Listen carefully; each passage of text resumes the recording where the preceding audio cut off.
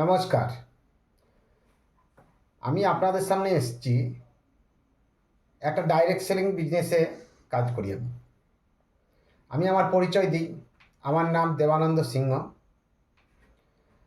আমি দীর্ঘ 1 বছর যাবৎ এই ডাইরেক্ট সেলিং বিজনেসে এসেছি। এই বিজনেসটার নাম হচ্ছে RCM ওয়ার্ল্ড। আমি RCM বিজনেসে কেন এসেছি, আর উদ্দেশ্য কি আমার RCM বিজনেসে আসার? এইটার উদ্দেশ্য হচ্ছে, আমাদের কোম্পানির উদ্দেশ্য হচ্ছে, আমি এই বিজনেসে যখন জয়েন করি, আমি এই বিজনেসে যখন কার্ড লাগাই, তখন আমি একটাই জিনিস জেনেছিলাম যে আমাদের এই RCM বিজনেসের 3টে মুখ্য উদ্দেশ্য। সে উদ্দেশ্য 3টে আমার মনকে ছুঁয়ে গেছিলো। আমি তার জন্যই RCM বিজনেসে এসেছি।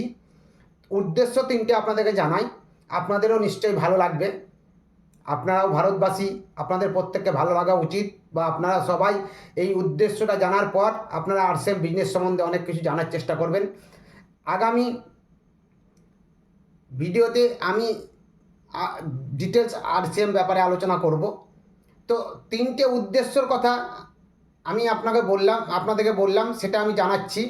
সেটা হচ্ছে সুস্বাস্থ্য, ভারতবাসীকে সুস্থ রাখার জন্য আমাদের কোম্পানির মেন উদ্দেশ্য। 3য় নম্বর উদ্দেশ্য হচ্ছে মিডিল ক্লাস লোককে স্বাবলম্বন করা। 3য় নম্বর উদ্দেশ্য হচ্ছে মহিলা সশক্তিকরণ। আজকে আমাদের ভারত সরকারও ঢাকঢোল পিটিয়ে মহিলা সশক্তিকরণের ব্যাপারে অনেক বড়াই করছে, কিন্তু আমাদের কোম্পানির এই 3টে উদ্দেশ্যই মুখ্য উদ্দেশ্য, যেটা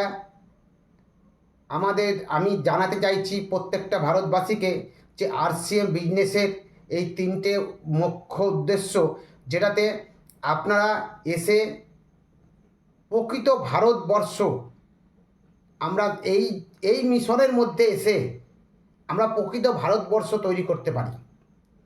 তার কারণ হচ্ছে যে আমাদের এই ডাইরেক্ট সেলিং বিজনেসটা হচ্ছে যে কিছু প্রোডাক্ট নিয়ে বিজনেস, যে প্রোডাক্টগুলো স্বাস্থ্যের পক্ষে স্বাস্থ্যদায়ক। সুতরাং আমরা এই প্রোডাক্টগুলো ইউজ করলে সরকার যেমন ট্যাক্স পাবে। 2য় নম্বর কথা হচ্ছে যে আমরা অনেক ভারতবাসীর আমাদের মনের ইচ্ছে থাকে যে আমরা দেশ সেবা করব। তো দেখুন, RCM-এর যে প্রোডাক্ট আমরা কিনি, সেই প্রোডাক্টের পাকা বিল হয়।